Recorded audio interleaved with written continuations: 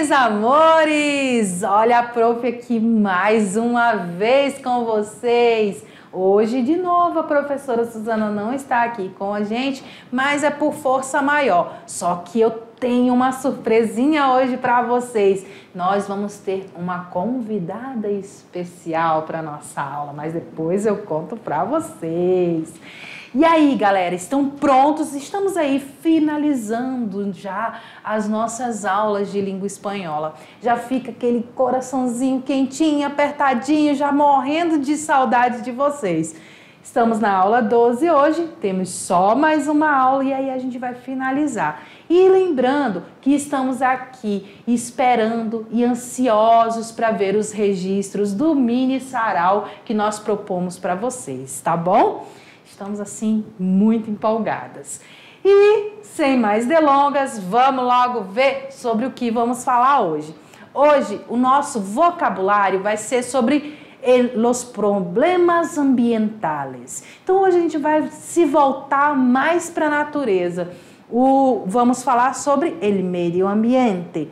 O apartado literário de hoje é Confieso que he vivido, só mais um livro maravilhoso de Pablo Neruda. E esse livro, gente, ele é totalmente distinto de todos os tipos de obras que vocês já possam ter visto. E vocês vão entender quando eu for falar dele.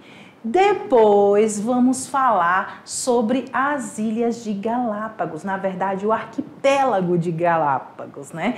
Vai ser uma aula especial e é onde a nossa convidada especial vai entrar. E por último, o nosso momento cantante, vamos falar de flamenco. Não é Flamengo, hein, gente? É la música flamenca. Prontos? Estão aí preparados para a nossa aula? Então, simbora lá. Olha só que imagem, gente. É uma imagem bem forte, né? É uma imagem em que a gente vai ficar ali pensando, meu Deus, o que está acontecendo com a humanidade? O que nós estamos fazendo com o meio ambiente? Nós temos ali um golfinho, que a gente pode até pensar que é o nosso boto também, no meio das redes, preso. Olha o quanto de lixo que tem dentro dessa imagem, né, dentro do mar, do rio, esgotos, construções, fábricas, árvores sendo queimadas, árvores sendo destruídas, e a nossa natureza, a grande mãe natureza, ela só faz uma coisa: responder à altura do que o ser humano está fazendo. Estamos destruindo nossas matas, estamos destruindo nossos rios e sofremos com as consequências disso. Seca, calor excessivo, muitas queimadas, poeiras, fumaças, enfim. Todo esse é o resultado de nós mesmos. Nós somos o maior problema ambiental que existe. E nosso vocabulário vai ser totalmente voltado para a natureza. E vamos seguir daquele jeitinho. Ai, que saudade que eu tô aqui da Sul, né, gente? Porque a gente faz aquele joguinho. Mas vamos fazer nós aqui. E eu sei que ela tá assistindo a gente também. Então vamos lá. Em português falamos árvore. Em espanhol, árbol. Árbol. Olha o R e o L, gente. O R sempre vibrante. O L com aquele som de L. E por que tem um acento aqui? Vai ficar árbol, árbol. Por quê? Para indicar que a sílaba tônica é o ar e não arbol. É árbol, certo? Como se diz floresta em espanhol? Bosque. El bosque. El bosque não é só o bosque, é a floresta como um todo, certo? O céu, como se diz céu? Se diz cielo. El cielo. Repito comigo. Árbol, bosque, cielo. Nuvem, como dizemos nuvem? Nube. La nube. Chuva, Ai, como eu queria uma chuva. Lluvia. Lluvia. Ou como a Suzana gosta de falar, o LL com o som do LH. Lluvia. Certo? Lluvia. Deserto. Desierto. Desierto. Lua. Luna. Estrela. Estrella. Ou, como a Suzana fala, estrela. Seguindo, agora mais voltado para o meio ambiente. Nós falamos aqui sobre a natureza, algumas palavras ligadas à natureza. Agora, o meio ambiente. Meio ambiente, como eu acabei também de falar, medio ambiente.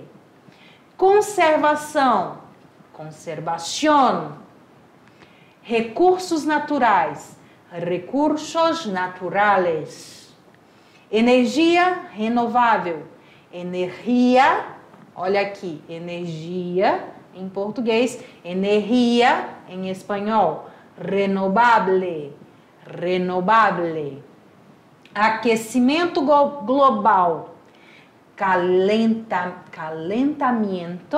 global, calentamento global. Repitam essa palavra, calentamento global. Poluição do ar, contaminação do aire. Todas as vezes, meus amores, que tiver uma consoante no final e uma vogal depois, o que nós vamos fazer? Vamos unir a palavra. Então, vai ficar contaminação del aire e não contaminação del aire. Vamos juntar tudo que fica mais facinho. Contaminação del aire. Poluição da água. Poluição ou contaminação del agua. Contaminação del agua, mesma coisa, tá? Reciclagem. Reciclaje. Reciclaje. Olha o R vibrante. Reciclaje. Desperdício. Desperdício. Desperdício. Espécies em perigo de extinção. Espécies em peligro de... Quase que não sai, gente. Peraí, que vai sair. É porque lembra que a prof já tinha falado para vocês? O X tem som de X. E quando ele tem som de X, ele vai, na pronúncia, ter esse som. Então, vai ficar extinção. Olha aí, não falei que ia sair? Espécies em peligro de extinção. Extinção, certo? E o que a prof trouxe para vocês também? Eu trouxe para vocês palavras úteis que podemos utilizar. E aí até na nossa... deixa eu ver se eu consigo diminuir aqui. Sair aqui. Acho que não vai sumir, não. Essa partezinha... sumiu. Para a gente ver a última frase que está ali embaixo. Frases úteis vocês podem utilizar aí também nas suas redes sociais. E então vamos fazer aí um grande movimento em prol da natureza. Vamos lá. Debemos proteger o medio ambiente para as futuras gerações. Repitam comigo.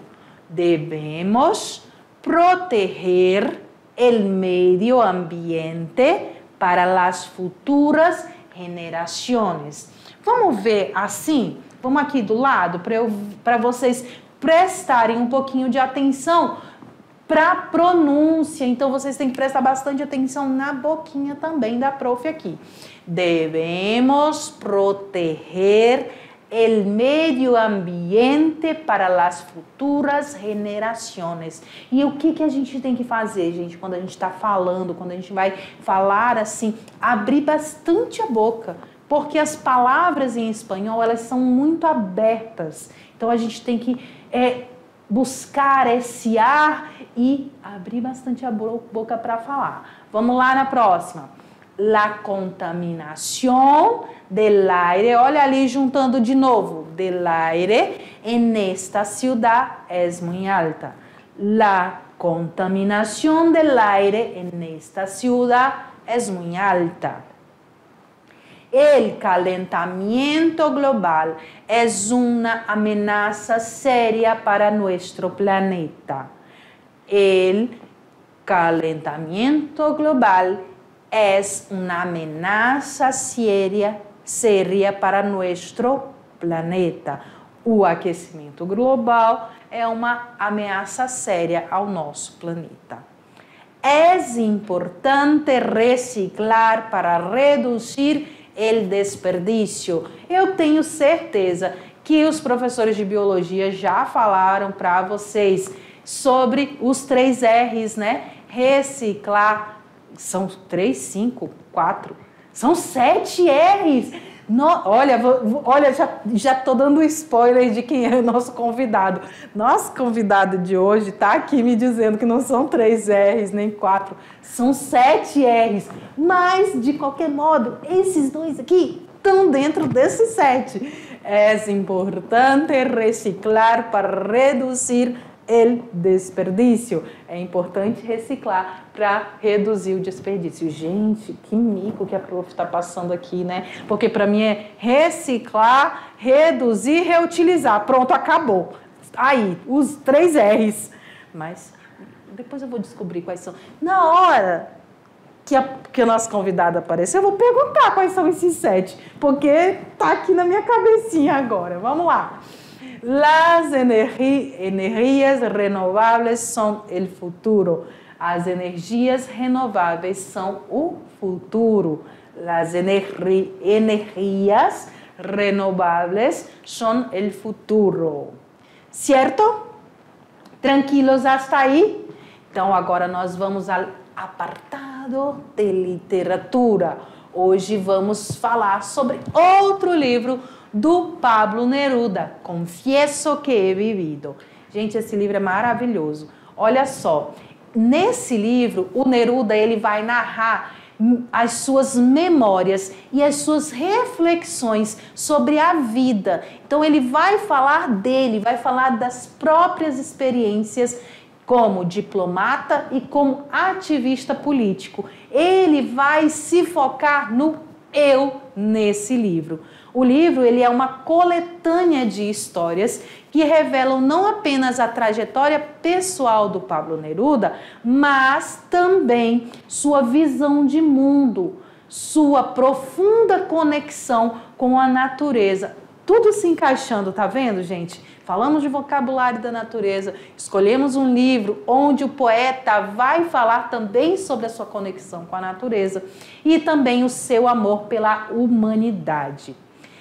Neruda ele vai compartilhar momentos íntimos dele, encontros com figuras históricas, o seu envolvimento em eventos políticos também, que foram muito importantes para o desenvolver da humanidade, traçando aí todo um panorama rico e multifacetado sobre a sua existência, sobre tudo o que ele trouxe, o que ele contribuiu e o que ele pensava do mundo.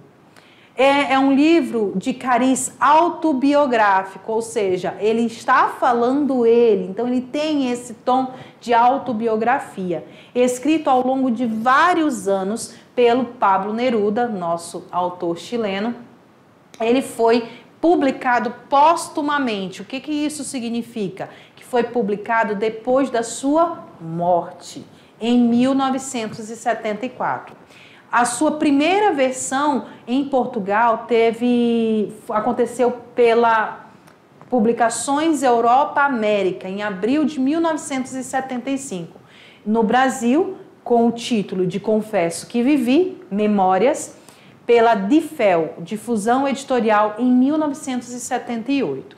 Ao longo de suas 340 páginas, o laureado Prêmio Nobel de Literatura descreve o trajeto da sua vida com imagens poéticas através de uma prosa salpicada de várias imagens, várias vai e vem, tudo que inclui a vida de uma pessoa, os altos e baixos também, onde ele prende facilmente a atenção do seu leitor.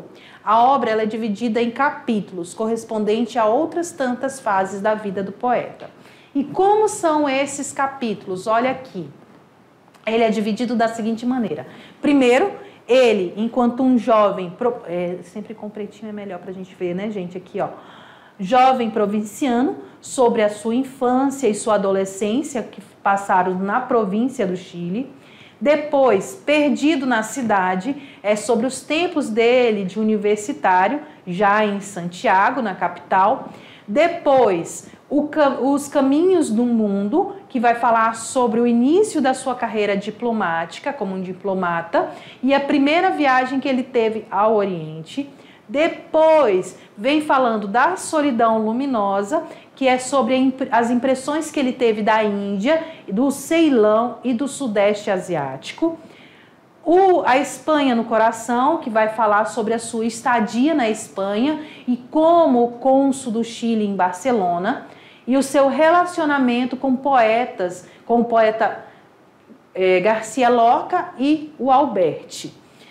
E o outro capítulo, Sai e Procura Caídos, que é sobre a Guerra Civil da Espanha, onde ele vai ajudar alguns republicanos espanhóis para que eles pudessem fugir para o exílio. Continuando os capítulos, ele vem falando sobre o México florido e espinhoso, que já é as suas memórias do México e as suas impressões da Segunda Guerra Mundial.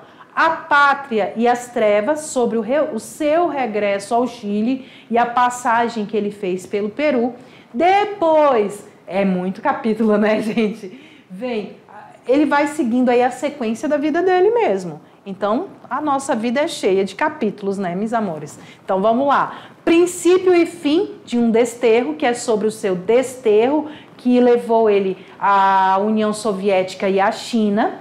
Depois temos a navegação como um regresso, sobre a sua prisão em Buenos Aires e a nova viagem ao Oriente no final da década de 50. A poesia é um ofício, onde ele vai refletir sobre a sua obra e algumas das personalidades que marcaram.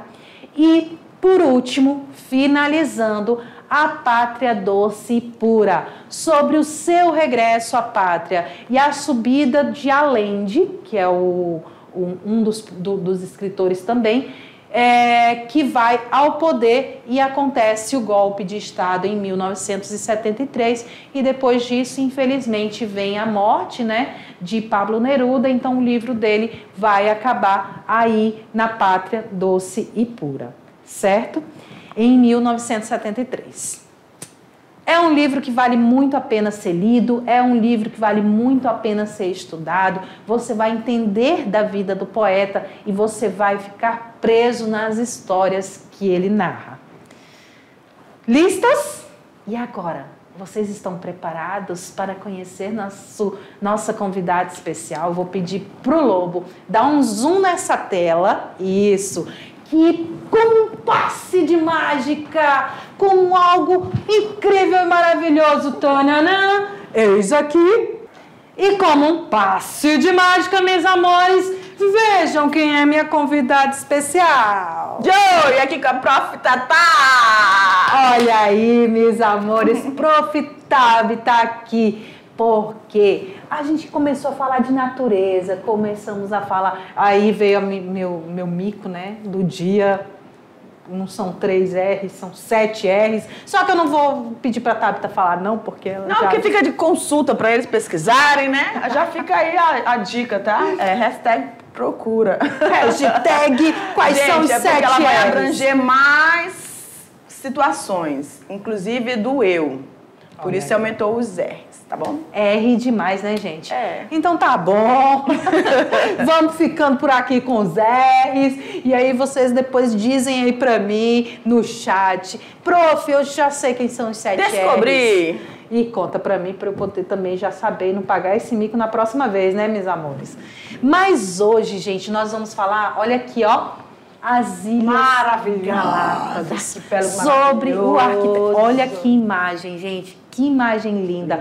Parece inteligência artificial, mas não é. Vocês sabiam que essa perfeição aqui existe? A tartaruga que eu tenho medo, mas aqui, esse rio lindo, as montanhas, um céu maravilhoso. E nós trouxemos hoje a Prof. Tabita. Os maiores cágados do planeta. Olha aí, ó. Porque ela sabe tudo sobre natureza. Então, vamos aí falar um pouquinho sobre as Ilhas Galápagos. Então, as Ilhas Galápagos, elas são uma fonte inesgotável de curiosidades, porque ela é totalmente ligada a 100% da natureza. É uma beleza, um paraíso tropical, né, Tabita?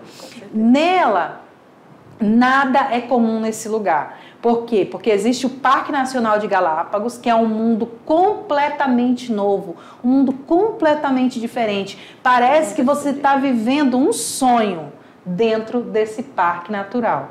Por isso, o arquipélago, que nada mais é o arquipélago, arquipélago, vocês lembram aí dos substantivos coletivos, é uma junção de ilhas. Então, são várias ilhas que vai formar o arquipélago de Galápagos. É também chamado de Ilha Encantada. Ilhas Encantadas não têm apenas uma paisagem fotogênica, eles têm espécies raras e incríveis, se não alguns fatos interessantes que ocorreram lá, com certeza despertarão a sua curiosidade. E para falar sobre essas espécies raras, a Prof. Tabita já tem algumas coisas aí para falar para a gente. Então, e aí? A gente vai relembrar um pouquinho de algumas situações que a gente viu lá na biologia. A gente está com um terceirão aqui, né? Galera, vocês lembram, professora Tainá? Essa ilha, esse arquipélago aqui, ele foi descoberto por um frei dominicano, olha só. Ele acompanhava, né, um bispo que acompanhava as viagens de Colombo. 1535, eles descobriram esse paraíso sobre a Terra e ele existe. E a gente tem um personagem maravilhoso que é o Charles Darwin.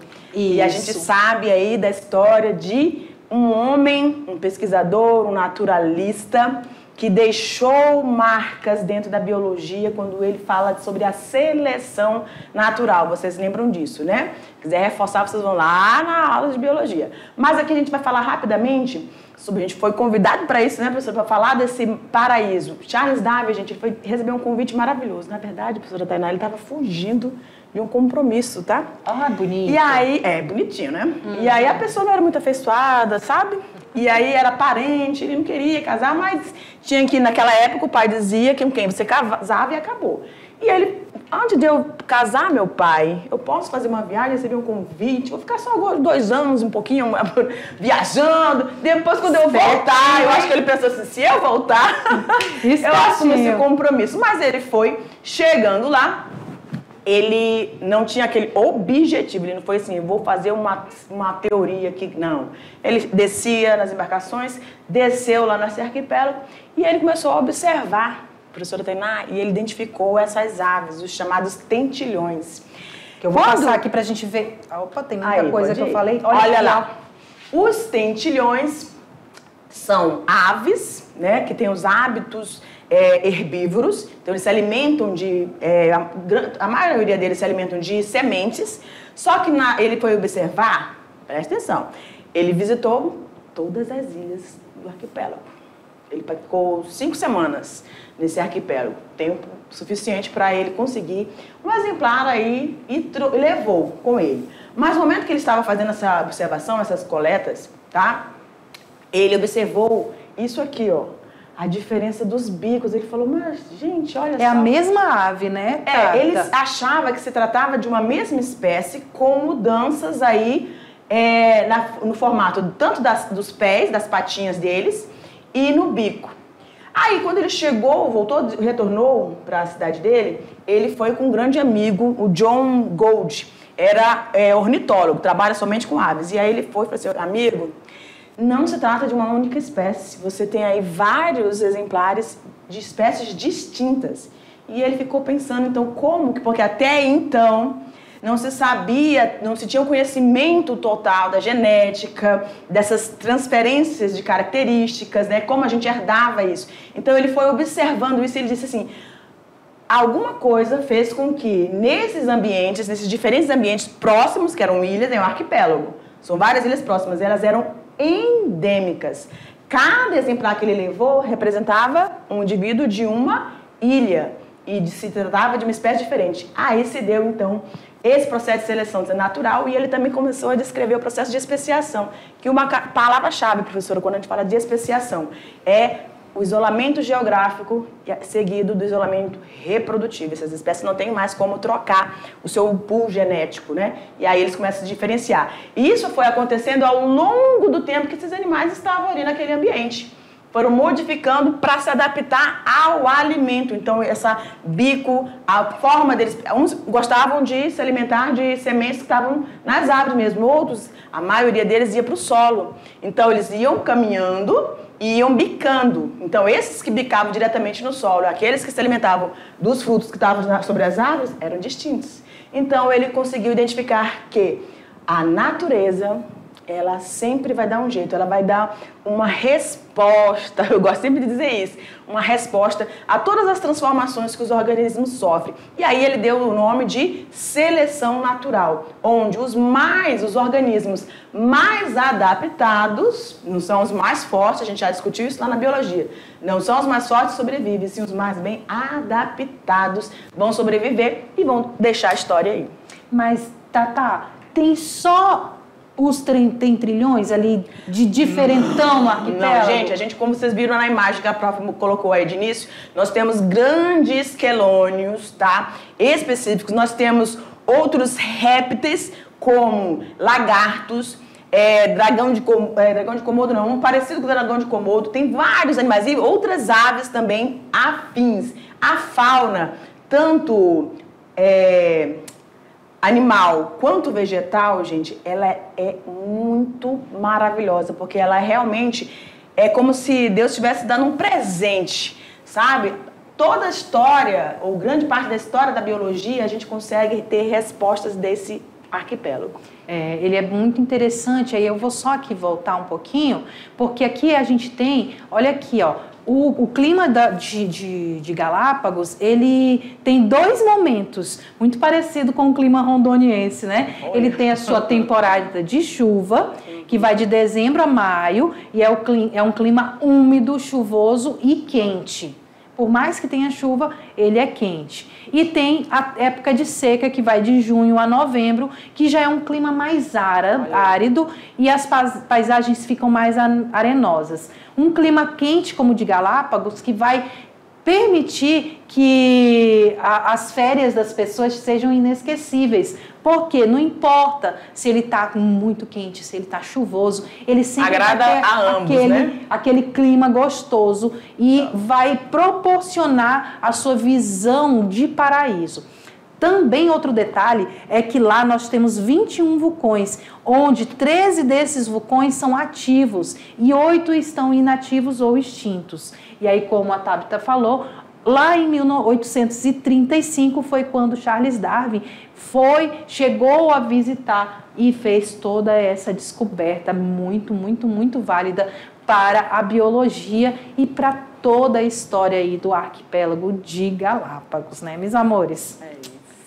Olha, prof, eu vou convidar a prof. Tabita para continuar aqui com a gente falar do Momento Cantante, porque ela também é uma apaixonada por música. Sou mesmo. E já agradecendo sua participação, obrigada, Tabita, obrigada, e tudo que vocês tiverem de a mais para contribuir, passa aqui pra gente que a gente vai gostar, tá bom, meus amores? E nuestro momento cantante de hoje é el flamenco. Quem nunca, né, professora? Quem nunca colocou o fone de ouvido e foi limpar a casa, fazer alguma coisa só ouvindo música? A gente limpa melhor.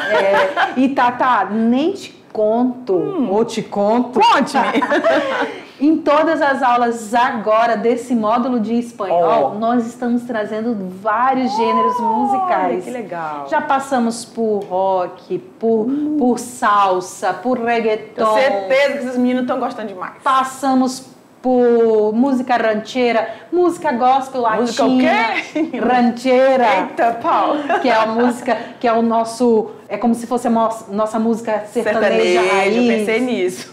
E é a música rancheira. E hoje vamos falar do flamenco. O flamenco, vamos dar um zoom para a gente ver melhor. Olha só a vestimenta linda e maravilhosa. Linda, nossa. É uma manifestação artística universal que mistura música, guitarra, canto, dança e percussão, cujas suas origens remontam às culturas hebraicas, israelitas, ritanas, ou seja, dos ciganos nômades, a orisca, com influência árabe e judaica. E por toda essa influência hebraica, israelita, árabe e judaica que vem essa vestimenta distinta do flamenco, porque a gente é acostumado a ver as músicas latinas sempre com muita sensualidade, com roupas e vestimentas sensuais. Porém, no flamenco, fica essa roupa mais comportada, digamos assim. Então, ela vai começar a desenhar por volta do século XV e vai ser associada principalmente à região de Andalucia, na Espanha, assim como Múrcia e Extremadura também. As principais expressões do flamenco vão consistir no canto e o acompanhamento de instrumentos de corda e percussão. Sua instrumentação mais tradicional se dá ao acompanhamento do violão e a guitarra, palmas, sapateados e dança, onde as palmas e o sapateado é que vai dar esse ritmo. E eu trouxe para vocês aqui quais são os representantes do flamenco que nós temos. Os mais conhecidos é o Paco Lúcia, Camarón de la Isla, Vicente Amigo, Tomatito, Ninha Pastore, Paco Penha, José Mercé, e na dança flamenca nós temos as bailarinas Carmen Amadia e Eva Buena. E é isso aí. E é isso, gente. Nós chegamos aí ao final de mais uma aula. E, de novo, obrigado, Tatá, pela sua participação. E nós nos vemos depois na nossa aula de revisão. Um beijo, galera. Foi um prazer. Está pronto. Tchau, tchau.